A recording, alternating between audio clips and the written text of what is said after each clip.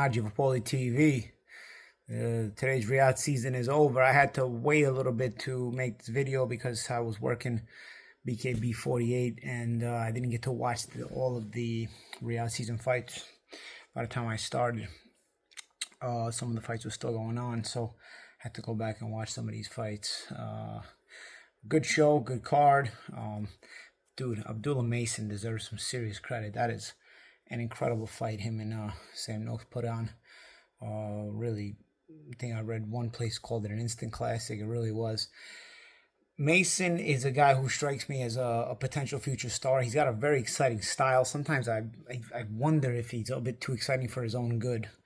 Because he's not, some guys are exciting because they have to be and they don't have any other choice. I feel like Mason has the athleticism and the boxing skill to not make life so difficult for himself, not make things so exciting all the time. Not that making it exciting is always a bad thing. Listen, I mean, you become a fan favorite, it'll be something good in some ways, but it just, I think you don't always have to put yourself in harm's way as often as Abdullah Mason chooses to do at times. I think tonight was an example of a fight that he could have made easier. It was never going to be super easy. Noakes is a class guy and a difficult guy to deal with, but I think Mason did make some choices in there that made his life a little more complicated, maybe staying in the pocket a bit too much, also trading, loading up more than he maybe could have or should have, trying to continue to knock out Noakes when clearly Noakes wasn't going to go anywhere, and in the process getting himself hit.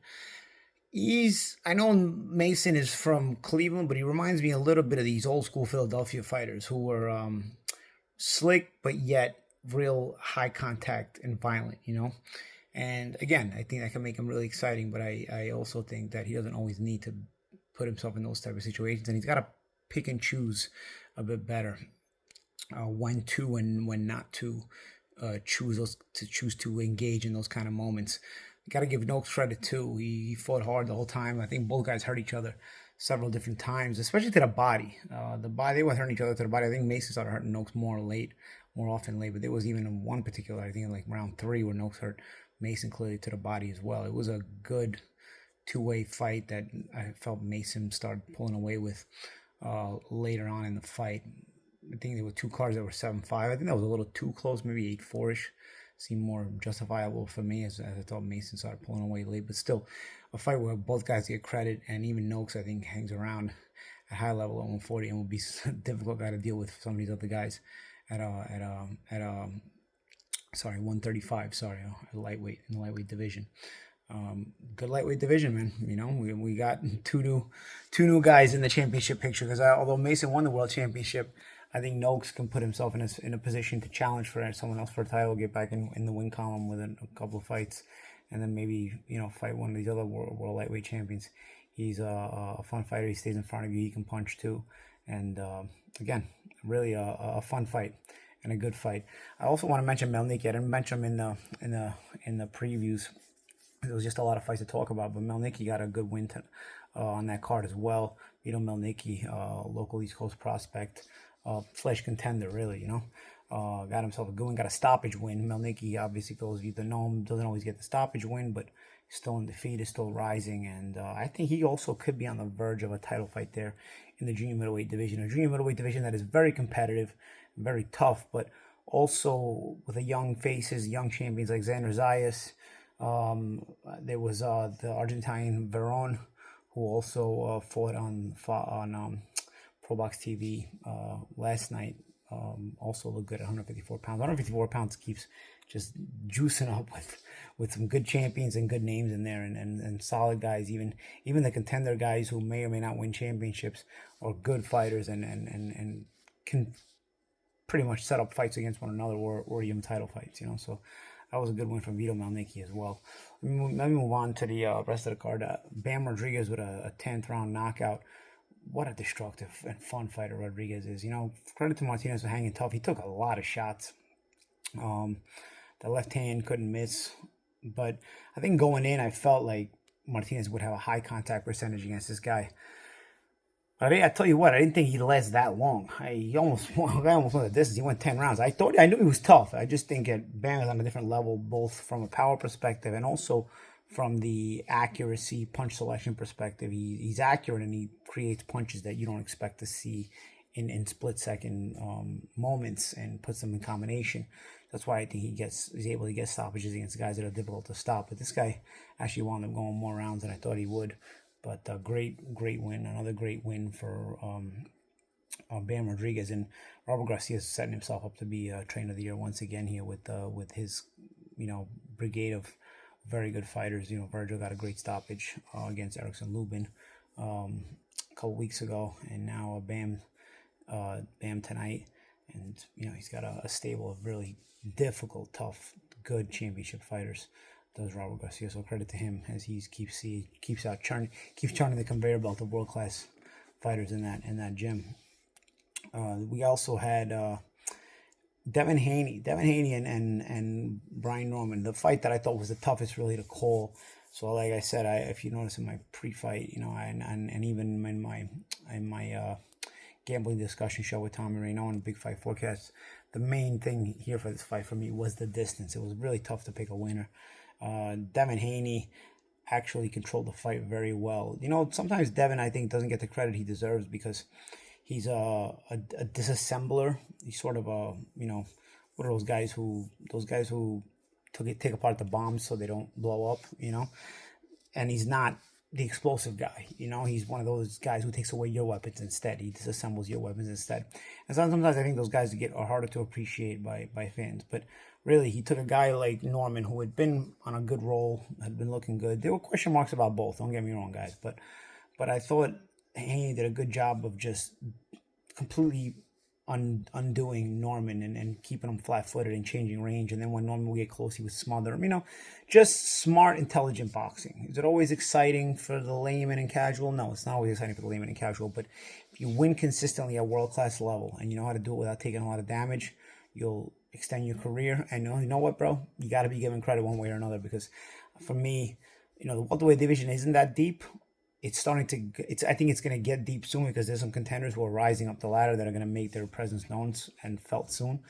But nonetheless, Norman was a younger guy who was a hungry champion and a world champion and who had been looking dangerous lately. So, the credit has to be given to Devin Haney here because, even I've gotten on Devin Haney for fighting, name guys who are past their prime or older or whatnot. And even the Lomachenko fight, which I'm not quite convinced he won that fight. But, he's come back, and he's come back from adversity. He beat JC Ramirez after, the disaster with Ryan Garcia, which, where Ryan Garcia popped, and that's still a confidence-killing situation there, where you got to mentally get over the PTSD. And I wasn't sure if he was going to get the way he fought Ramirez, which is a good win and having a good name on his record, but I wasn't sure if the way he fought him was something that was showing that he was losing and lacking confidence. But I thought he fought a smart fight tonight. I thought he fought a good fight tonight. And I think he beat the guy who might have been the most difficult welterweight champion of the bunch right now. I mean, he was certainly the hottest one. I know there's Rolly Romero, who, again, I'm always saying he's hot and cold, and I don't think it's as bad as people think. I think there's Mario Barrios, who I think sucks. And then there's Crocker in Ireland, who I'm not too familiar with. I don't know a lot about. So I think Norman clearly was, of all the welterweight champions, he was the biggest name in the welterweight division. That's not that strong right now, but nonetheless, Haney went after the youngest, the most dangerous on paper, and beat him, I thought, clearly. I know one judge had it 114, 113. That's 6-6 with the knockdown. It was Haney still winning. By the way, I didn't mention that he scored a knockdown as well. Again, at welterweight, so a guy who's considered not being able to punch scores a knockdown against the probably the guy who's considered the best of the welterweight champions, and in his first fight at welterweight. So again, credit to Devin Haney for a good win. Really opens up a lot of options for him, because the winner of this fight, I thought, was going to really solidify the biggest name in the weight class. Granted, again, Ryan Garcia is always around, and that's always possible, especially Garcia winds up beating Mario Barrios, as the rumored fight for Garcia will be next. That will be next. Obviously, Ryan puts himself as a premier name in the weight class as well, if he does that. But right now, Devin Haney is the premier name in the weight class, and most accomplished, as well as the guy who people will talk about. Conor Benn, they were talking about Conor Benn after the fight. They were showing Conor Benn in attendance, and Eddie Hearn was making some comments. I think Haney beats Conor Benn easily, to tell you the truth. Conor Benn is a big name, though, generates a lot of cash, so obviously Eddie Hearn loves him. and he'll sell him to you like he's the next coming of Sugar Ray Leonard. He's not, but he does show, in some moments, methods and ways and signs of being dangerous. It could be a little bit dangerous at Devin, because again, somebody like Devin who doesn't explode, he doesn't set off bombs. Sometimes you forget to appreciate a guy like that. But Devin is a guy who's good at taking away what you do best, and even if you do a lot of things very well, he tends to do a good job of knowing how to neutralize you. He's that kind of fighter.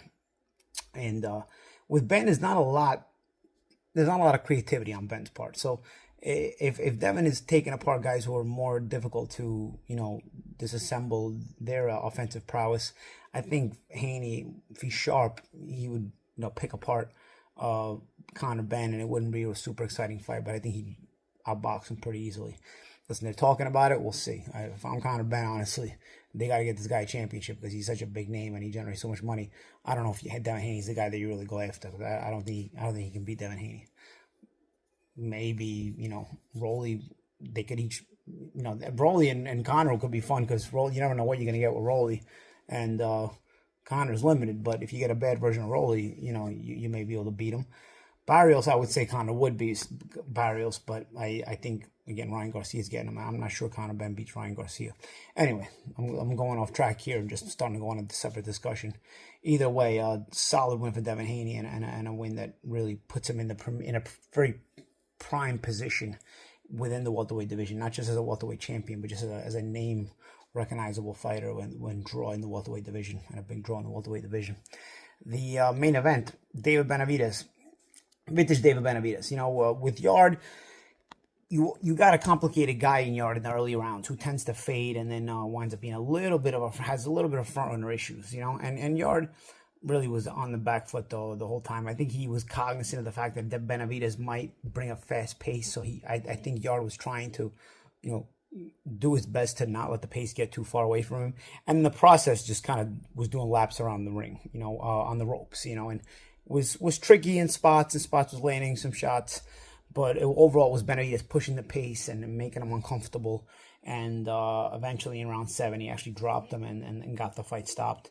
It wasn't, I'd say, a spectacular performance, but still, you got a stoppage over a guy like Anthony Yard, and you still look good doing it. Still was never in danger of really losing the fight. There were a couple of tricky moments, but wasn't really in danger of losing the fight. So it's continuous, vintage dominant David Benavidez, and you start to wonder where is he going to go from here. And then they start talking about Zurdo Ramirez at cruiserweight. Oscar De La Hoya starts talking about Zurdo Ramirez at cruiserweight is the next fight for David Benavidez. So we're going to go outside the light heavyweight division altogether. We're going to go to cruiserweight. Interesting fight. I personally am not as excited about it as some people might be, because I'd rather see Benavidez get a title shot at light heavyweight. But maybe Better Be and Baywell are going to fight each other again, and that would lock that situation up for a little while longer. So for Benavidez to get a title fight, he couldn't get one at 68. Now you wouldn't be able to get one at 75 because these guys have a rivalry that's ongoing. So maybe the Zurdo fight at cruiserweight might be interesting. Is Zurdo too big for him? I know Benavidez is always the bigger guy, but is Zurdo too big for him? Zurdo did start out at 168 himself, but man, that's a big guy, So that's interesting. I want to know what you guys think about all this. Does Benavidez and Zurdo a fight that you are interested in seeing? Is Devin Haney and Conor Benn a fight that you are interested in seeing? And if yes, who do you think wins those matchups? If not, give me another matchup that you want to see these guys up against, within their weight class. Bam Rodriguez, where does he go? He keeps dominating. They can't find a guy who can test him in a way that, makes people wonder if there's a big rival for Bam Rodriguez anywhere. I know Bam is becoming a huge name in boxing and a very dominant fighter in boxing. Sometimes you need a big rivalry in order to get people more interested. Even a guy like Naoya Inoue, the name Nakatani that swirls around them, that people want to eventually see, that could be a big rivalry that's developing, even at least on paper. What about Bam? Can Bam reach the heights of Inoue, or is he going to be too small if he goes up to those weight classes, and he's going to be able to carry up his power? Because Bam is starting to look so dominant that you're starting to wonder is there anybody for him, right? And then Abdullah Mason. What are your thoughts on that? I was highly impressed with him as a fighter, highly impressed with him as a young man. And even in the corner with his father, the way he was motivating him and pushing him, and I thought saying the right things in the corner. I do think he complicated his life a little more, so I think there's room for improvement. But I think he has the ability to improve, and I think he has the intelligence as well, the maturity, the mental poise to improve as well. The question is, will he be able to get a grasp and a hold of his emotions? Vito Melnicki, where does he go in the junior middleweight division? A stacked junior middleweight division. Could be a title shot against Xander Zayas, a young champion against a pretty young challenger himself. Anyway, guys, let me know your thoughts on the entire card and all those things. And don't forget to like, subscribe. I'm Paulie Malignaggi. This is Paulie TV.